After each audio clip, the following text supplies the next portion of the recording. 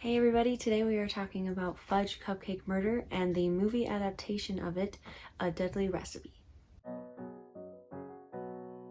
The first thing to note about this adaptation is it is vastly different than the book, and I think that's probably why they named it A Deadly Recipe, Murder She Baked, A Deadly Recipe, instead of Fudge Cupcake Murder, because even though it is based on that book, it is very loosely based on that book in comparison to these other movies we've been talking about. Most of the time they follow things pretty much to a T, with maybe just a couple of different little changes. This one, however, just has so many changes that I was like, what even is this? Like, I was like, did I read this book? Because I feel like this is not matching any of my memories of this book at all. One of the biggest changes that I noticed is that there was so many name changes. That's why I couldn't remember like who they were talking about half the time. There's a guy named Gary in the movie, but in the book he is named Ted. And then that's just one of the names, like, but pretty much every single person in the movie that isn't Hannah and Andrea and Norman and Mike and Dolores, like our main family and our main love interests, like basically everybody else, I feel like their names were different. And so I don't understand name changes. I don't know why. I don't know the reason behind that when movies do that. Like, certain names sound better on screen, I don't know, but it threw me for a loop because it's been a while since I've read this book to begin with, so trying to remember every detail from it and then to be having all these different named characters where I'm like, I think that's this person, and it just created a very different feeling for me because my memory.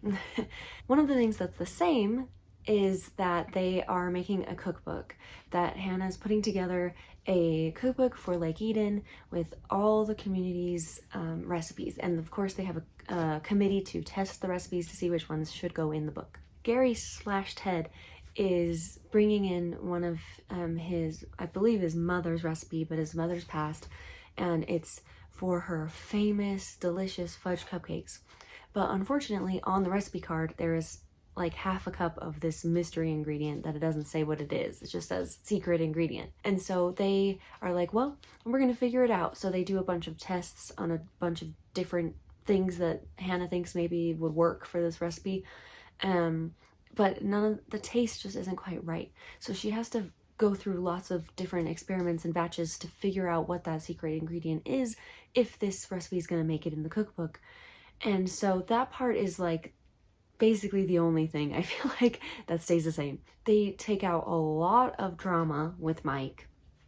In this book, Mike is being very annoying in terms of his loyalties to Hannah. Yes, they're not officially together, but they are, in the movie, they are putting those two together very much to where you want, like, you're leaning towards them getting together rather than Norman and Hannah. But in the book, it's still very like anyone's game, because Norman is, you know, always kind, always there for Hannah, always wanting to help and always being very thoughtful. Whereas Mike is like, I'm pretty sure in this book it's one of them where he's like getting close to another woman or talking to another woman more, and spending time with this other person that Hannah's starting to think that maybe he's like, you know, dating somebody else at the same time, which she's doing that anyway too. So really, I mean, can she be that jealous? But still, he's like lying to her and like, or not telling her the full truth, and just not really treating her very well at all in this book. But in the movie, there's none of that, so it just seems like everything's fine between them, and he's still trying to tell her not to do any sleuthing, but they end up working together most of the time. She's calling, giving the information she's learning right to him, and that happens in the book as well, where they kind of team up without teaming up. But another thing that's the same is that the person who gets killed is the same. It is the sheriff, and he gets hit on the back of the head and dies in the parking lot. The actual death scene is different because in the book, Hannah goes to throw something away in the dumpster and finds the body in the dumpster, which is, I thought that was kind of an nice, different way to find a body, but no, in this one, they just had him out on the street so that they walked out of the building and Andrea was with her and they both saw the body. And I was like, well, I preferred the book version of finding the body better. But yeah, one of the biggest difference in this is that the person who killed him in the book is different than the person who kills him in the movie. I don't know why they changed that. I guess it's something fresh for people who've read the book, because then they're not expecting it and they're like, whoa, there's a different person that was the killer, so that they don't know all of the killers ahead of time if they've already read the books.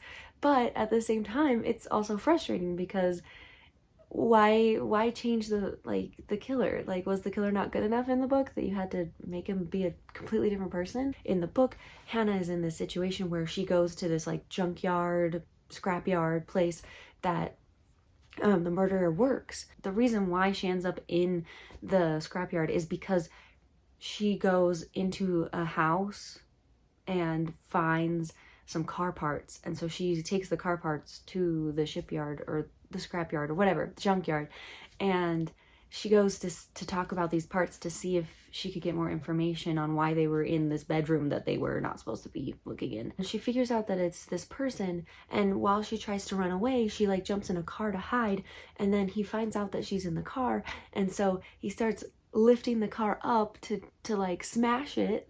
And so she's like in very much in peril and in big danger here.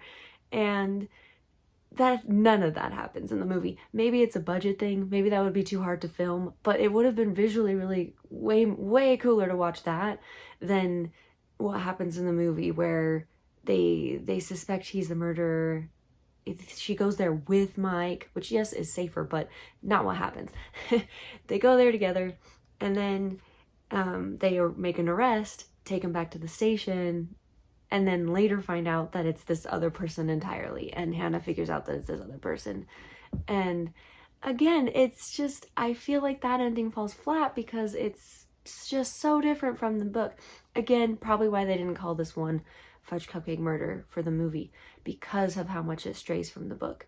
And yeah, maybe financially, budget-wise, maybe just like the idea of lifting a car and having her in it and the danger of that or whatever, maybe that was just too much for putting into this kind of a movie, that they're like, we need to figure out a different thing. But they could have kept the murder the same and just had her get in like a little fight with him or something. I don't know.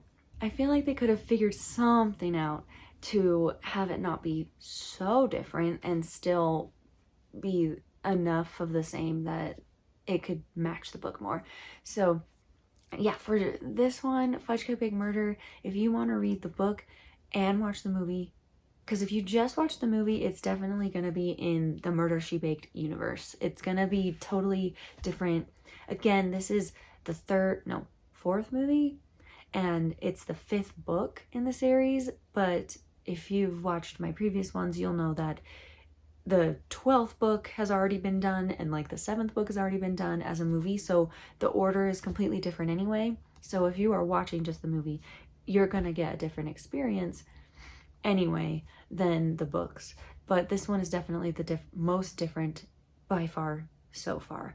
And so we will see if that continues with the rest, because there's still quite a few movies that I need to watch, and a couple of them that I don't want to watch quite yet because I think I need to read more of the books first, just in case they do a huge jump where they do a book that's way further on in the series. So I'm going to make sure before I watch anything that it, like, which book is it supposed to be based on, so I make sure I've read it, even though in this case it probably wouldn't have made too much of a difference because of how different it was.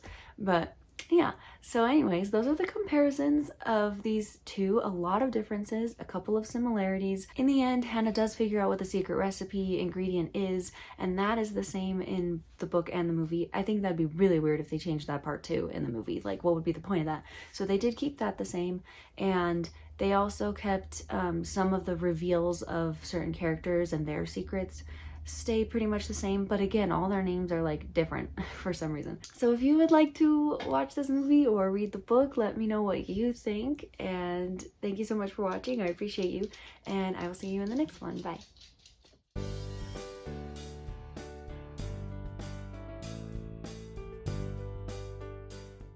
Also, this is not really that important, but why is Hannah wearing her apron like around her waist and not covering like her very not cooking appropriate, baking appropriate shirt? Like, why would you risk getting flour on that? Why aren't you wearing a full apron? I don't understand this.